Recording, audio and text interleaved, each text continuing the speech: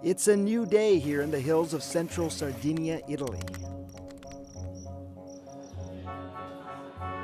And here, it begins with a shot of caffeine. But this is no ordinary village. Sono nato nel 1918 e faccio gli anni a 9 maggio. Mio Dio, è morto a 113 anni.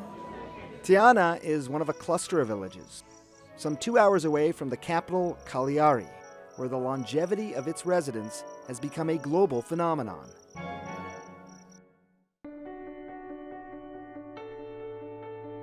The low levels of depression that we see in them are not due to them living some idyllic Shangri-La type life up in the mountains, with lots of butterflies and birds singing. This sort of idea about sort of a rural existence. There's something about this population, their lifestyle, which gives them a resistance to the normal knocks that older people have in later life. Male residents here are 10 times more likely to reach the age of 100 than men in the rest of Italy.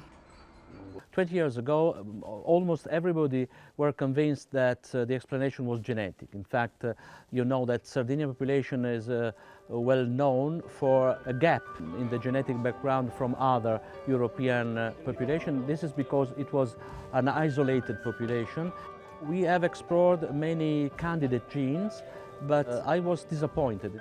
I learned to move to a broader approach to study longevity, adopting a multidisciplinary approach. So a lot of research is now looking at sort of social relationships and how social networking, avoiding loneliness, for example, can help somebody live a longer life. It isn't just food and exercise, which is important. The social world we live in is really important.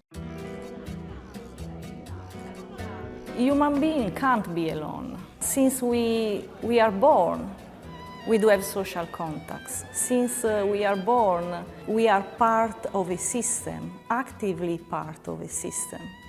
And maintaining this status is fundamental because if you are involved with many activities, physical or cultural activities, it means that also your mind is more efficient. This is maintained in the late lifespan. And this is quite crucial.